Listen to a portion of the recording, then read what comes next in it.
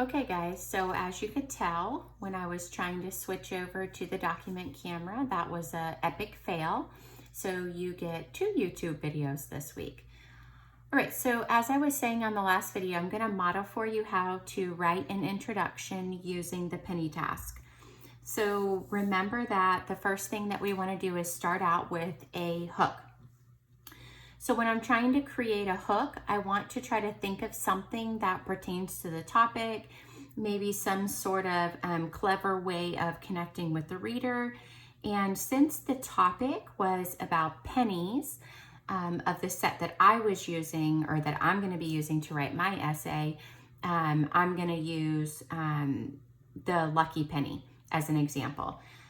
So I'm going to start out by saying, let's see, if Americans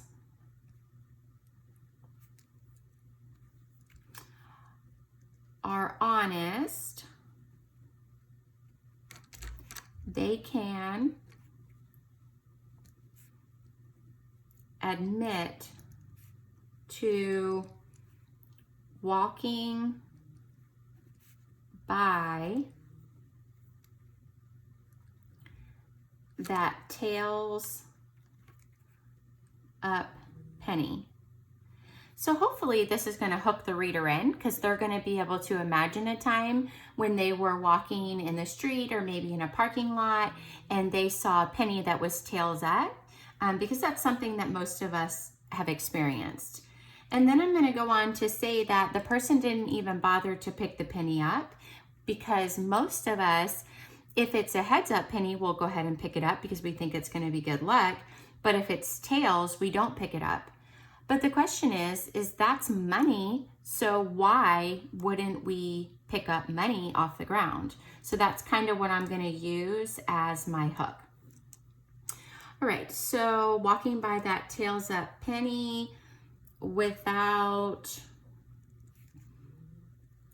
even considering picking it up.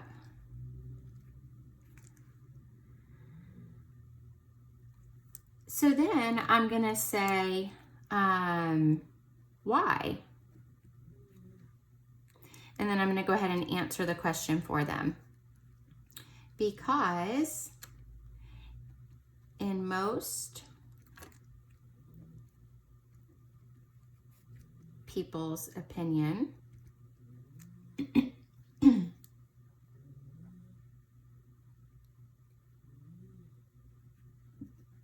the only value in the penny is to bring luck. Okay, so that's going to be my hook. And notice that I have that in black, and we remember that black is representing our original thought. Okay, so from my hook, then I'm going to go into my claim. So I'm going to start out my claim by saying this is why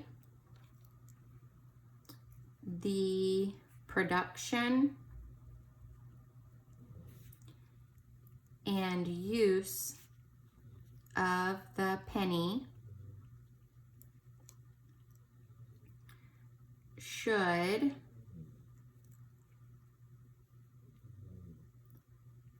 stop in the United States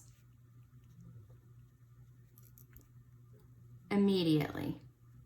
And I add the word immediately in there just to show like a sense of urgency, to make the reader think that it is of such little value that it's not just that we should stop the production and use of the penny, that we should stop it immediately.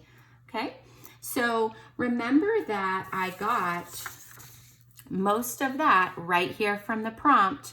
The only thing I did was added in the word stop, and that word stop shows which side of the argument that I'm on.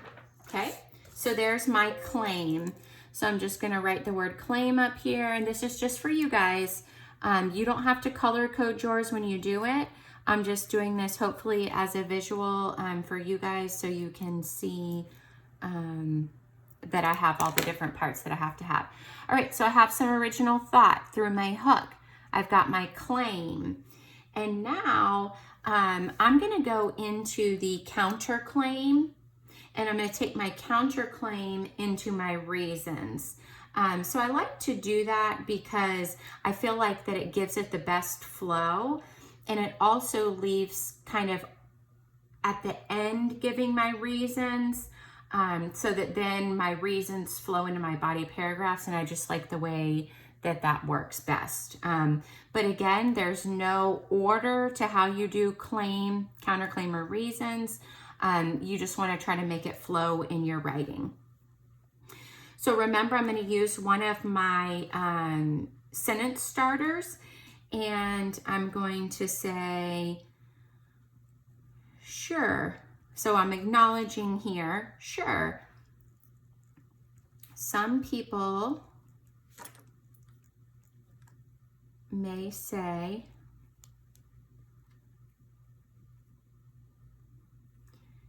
it's a part of our culture.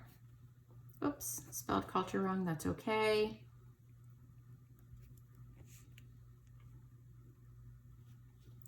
Sure, some people may say it's a part of our culture that we can't let go of. But, so remember, this is my counterclaim. That's the other side of the argument, okay, that we shouldn't let go of the penny. And then I'm going to say, but when that, and I'm put the words culture in quotes to kind of show that it's like, not mocking, but kind of like showing that it's really not that big of a deal, that the penny's not really part of our culture. And this is where I'm going to take my counterclaim right into my reasons.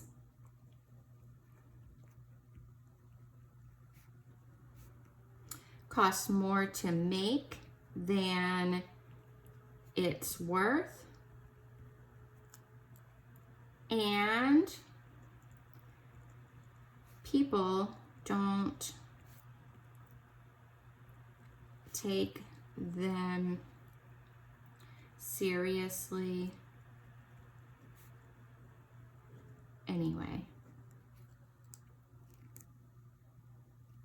Okay, so as you can see, I have my hook that goes into my claim, that goes into my counterclaim, and then my rebuttal for the counterclaim actually flows into my reasons. So this is the reasons why the counterclaim is incorrect.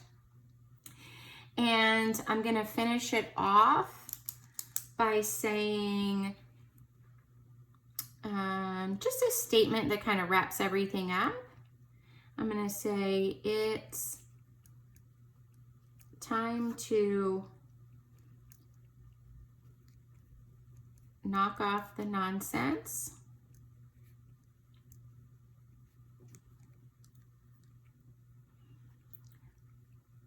Wake up, America. It's time for a change. And I'm going to put change in quotes because it's kind of like a little pun. Since a penny is change, I'm going to put the quotes around it to show the little pun on the word change. And that's it. So that's my introduction. Remember, again, I'll repeat it. I don't want to take up a lot of your time, but I just want you to remember that there's no set order. We just have to make sure that we have all the different components. And quickly before we go, I have my reasons, remember too, in red. and I have my counterclaim statement I made in purple, just so you could see where that was. Okay, so I hope that seeing me write one will help you construct yours. You can use this as a shell for your own writing. The only thing then you would have to do is make yours about video games. But please feel free to use this process, or if you have another process that works well for you, feel free to do that. Just make sure that I can see your own original thought. I can see a clear claim statement. I can see reasons that are written that support your claim, and I can see a counterclaim statement. Okay, guys, I can't wait to see how your introductions turn out. Let me know if you have any questions. Bye.